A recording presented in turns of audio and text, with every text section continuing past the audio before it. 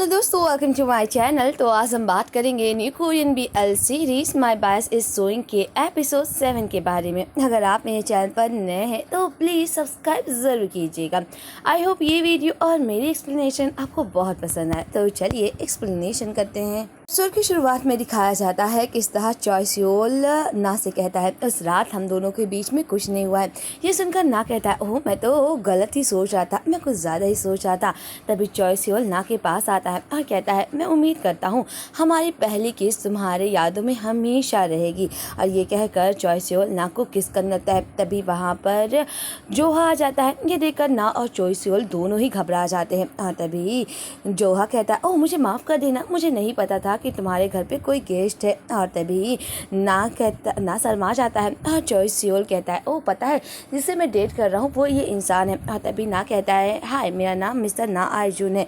और तभी जोहा कहता है हम दोनों पहले एक साथ रहते थे। पता है ये इतना सारा पागल है कि आज तक घर का ये दरवाज़ा नहीं बदला, क्योंकि इसे लगता है कि ये सब बोरिंग काम है और मुझे लगता है कि ये इसे अपना पासवर्ड चेंज कर लेना चाहिए। और मुझे माफ़ कर, इसे कभी नहीं होगा। ना शर्माने लगता है और चॉय सियोल भी घबरा जाता है। और तभी जोहा कहता है पता है स्क्रिप्ट में कुछ प्रॉब्लम हो गई थी और स्क्रिप्ट थोड़ी बदलाव आई, इसी वजह से मैंने मैनेजर के हाथ ना भेजकर खुद ही आने का फैसला किया। और हाँ मिस्टर ना ये आगे से कभी ना होगा, तो मेरे दोस्त को कुछ मत कहना। और तभी ना कहता ओ इट्स ओके, कोई बड़ी बात नहीं है। और मुझे लगता है कि आप दोनों ज़्यादा क्लोज हो तो आप दोनों एक दूसरे के बारे में ज़्यादा जानते होंगे। तो जोहा कहता है हम दोनों क्लोज हैं पर हम लोग किसी और अलग अलग लोगों से प्यार करते हैं, तो हो में अच्छा वक्त गुजारना और मुझे लगता है मुझे अब चलना चाहिए। और तभी जोहा बाय करके चला जाता है और कहता है चॉय सियोल हम लोग रेडियो स्टूडियो में मिलेंगे। यहाँ पे एक फनी सीन दिखाया जाता है किस तरह ना कहता ओह मैंने जोहा को इतने क्लोज से देखा, वो सच में बहुत ही ज़्यादा हैंडसम है। पूछता रहता है और तभी चॉय सियोल कहता है क्यों ना तुम आज यहीं रुको, आज रात बहुत हो गई है, तुम यहीं रुक जाओ। और तभी ये सुनकर ना कहता है क्या। दूसरी तरफ दिखाया जाता है कि ना और चॉय सियोल साथ में रहने लगते हैं। किस तरह वो साथ में बैठकर अपना अपना काम करते रहते हैं और अपना अपना खाना खाते रहते हैं।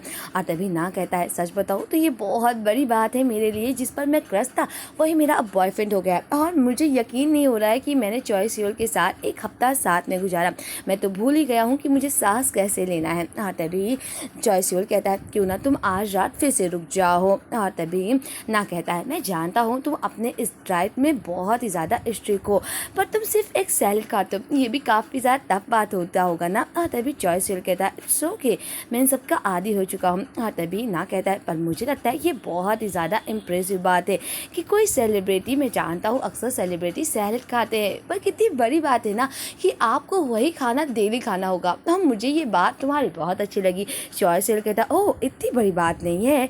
और तभी ना कहता है तुम सच में काफ़ी बड़े प्रोफेशनल हो। और चॉय सियोल शर्माने लगता है क्योंकि ना उसकी तारीफ कुछ ज़्यादा ही कर देता है। और तभी चॉय सियोल फिर से कहता है क्यों ना तुम आज फिर से रुक जाओ। और तभी ना कहता है नहीं मुझे नहीं रुकना है, वैसे भी आज तुम्हारा सूट भी नहीं और मुझे काम पे भी जाना है।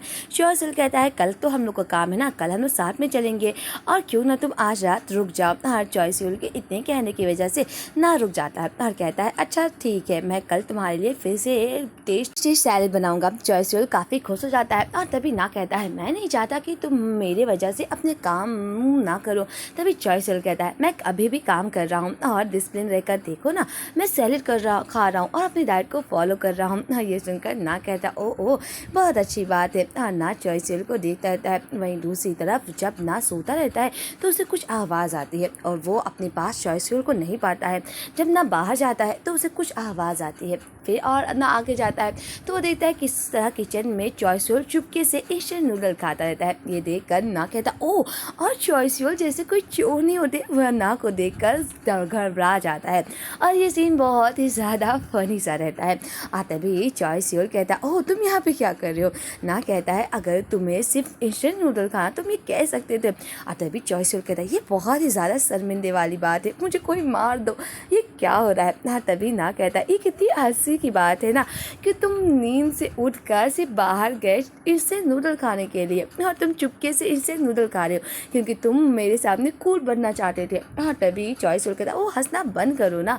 तो ना कहता है बस तुम मुझसे बोल सकते थे कि तुम्हें बस नूडल्स खाना है। और तभी ना चॉइस सोल के लिए एक टेस्टी नूडल बना कर लाता है। और तभी ना कहता है मुझे नहीं पता था कि तुम्हारा इतना क्यूट भी साइड है। और तभी ना चॉइस सोल को गालों को टच करता है। और ये सीन सच में बहुत ही ज़्यादा क्यूट रहता है। और ये देखकर चॉइस सोल को खांसी आने लगती है। ना कहता है क्या तुम ठीक हो? चॉइस सोल कहता है हाँ मैं ठीक हूँ। वहीं दूसरी तरफ जोहा के रेडियो शो को दिखाया जाता है। किस तरह जोहा अपना इंट्रोडक्शन देता है और कहता है आप सबका स्वागत है मेलोडी शो में। तो आज आप हम लोग से मिलिए एक नए बैंड से जिसका नाम है A1 और काफ़ी फेमस है। और ना इन दोनों का ही बहुत बड़ा फ़ैन रहता है। और तभी ना रेडियो शो सुनता रहता है। और तभी वो क्यूशंग को चैट करता है क्योंकि जी क्यूशंग A1 का मैनेजर है। इसी वजह से वो चैट करता है और जी क्यूशंग से कहता है क्या तुम भी रेडियो शो के बाहर हो? तो जी क्यूशंग कहता है हाँ मैं भी रेडियो स्टूडियो के बाहर हूँ। तो क्या हुआ, क्या तुम उसे मिस कर रहे हो? और हाँ तुम्हें मैं पूरे वीकेंड नहीं देखा, तुम कहाँ पे थे? और ये मत बोलना कि तुम उन लोगों का ऑटोग्राफ चाहते हो। ना कहता हाँ मुझे ऑटोग्राफ तो चाहिए। जी क्यूशंग कहता है तुम पूरे दिन साथ में रहते और तुम अभी उसे मिस कर रहे हो।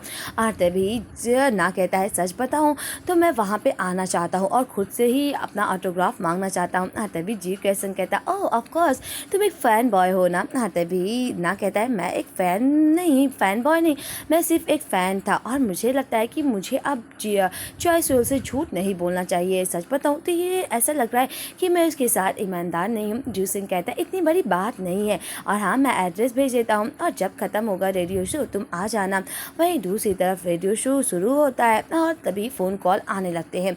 और तभी चॉइस सोल फ़ोन को उठाता है। चॉइस सोल जब फ़ोन को उठाता है तो वो जो फ़ोन लगाने वाला पर्सन रहता है वो कहता है क्या ये चॉइस सोल है?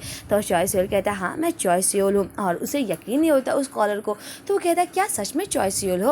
और तभी वो कहता है हाँ मैं चॉइस सोल हूँ। और तभी उन लोगों को आवाज़ नहीं आता।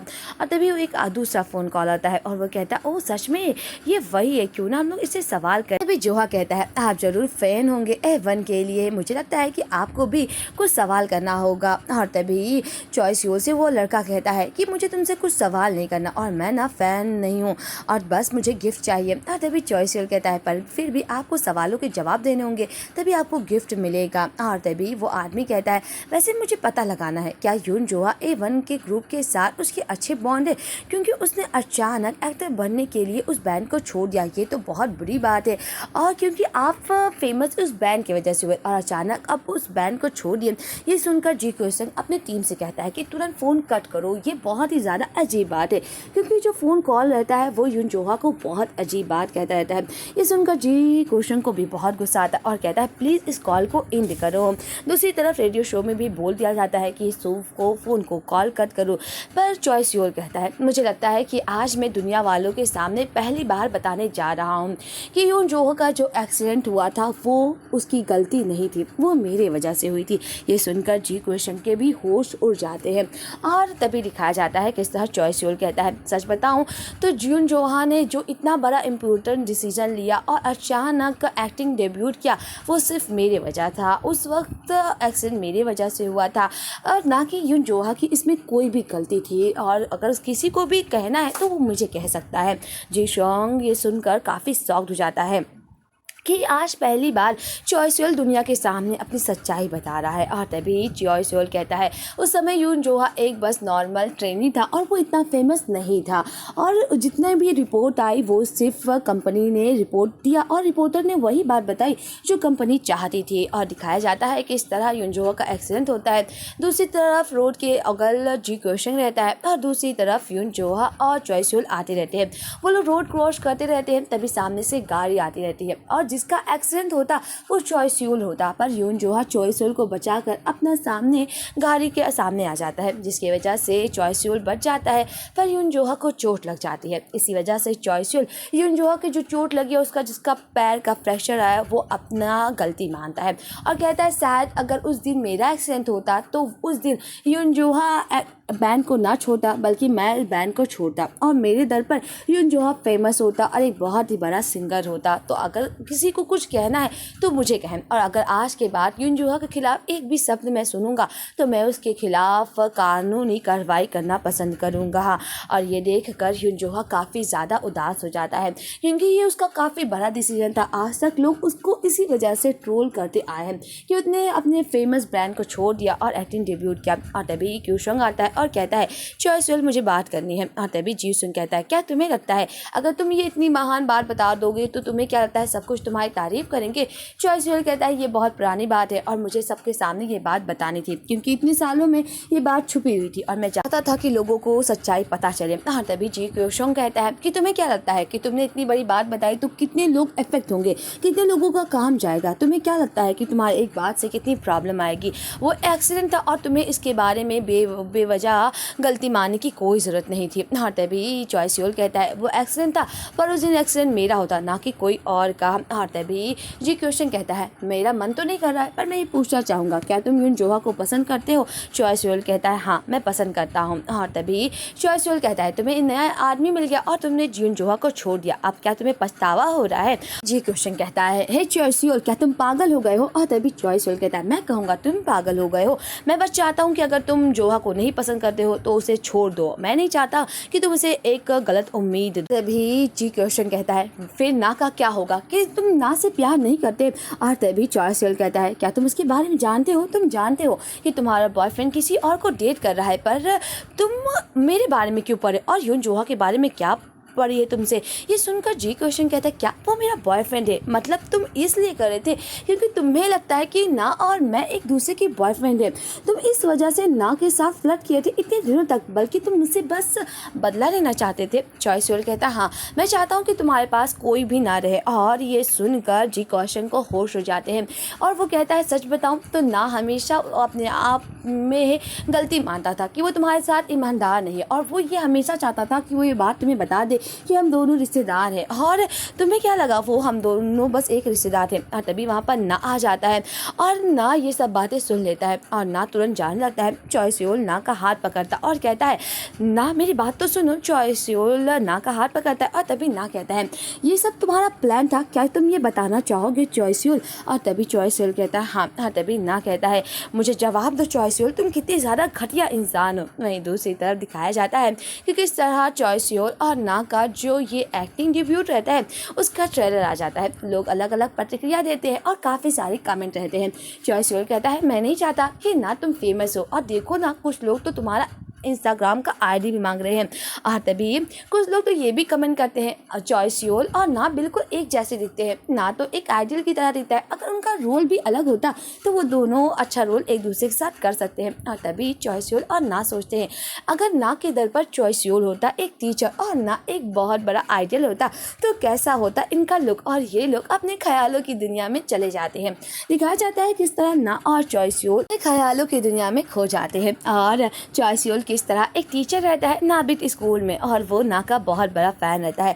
फिर अचानक एक दिन उसके स्कूल में ना आता है जो कि बहुत बड़ा सिंगर है और चॉइसवेल से उसकी मुलाकात होती है। चॉइसवेल कहता है ओह ये तो काफ़ी ज़्यादा हैंडसम है। और किस तरह चॉइसवेल और ना जाते हैं स्कूल में। चॉइसवेल अपने बच्चों को बताता है कि ये मिस्टर ना है और आज के बाद मिस्टर ना अगर आपको कोई भी ज़रूरत होगी तो आप मुझसे मांगिएगा। और ये सीन काफ़ी क्यूट रहता है। ये देखकर चॉइसवेल और ना कहते हैं ओह ये तो बहुत ही ज़्यादा अजीब है, पर चॉइसवेल कहता है मिस्टर ना आप आइडियल के रूप में भी बहुत ही ज़्यादा खूबसूरत दिख रहे थे। और यहीं पर इस एपिसोड का एंड होता है। क्या होगा नेक्स्ट एपिसोड में? क्या ना चॉइसवेल को माफ़ कर देगा और चॉइसवेल क्या सच में ना से प्यार करता है या बस वो बदले के लिए ये सब कर रहा था? ये जानने के लिए मिलते हैं नेक्स्ट एपिसोड की एक्सप्लेनेशन के साथ।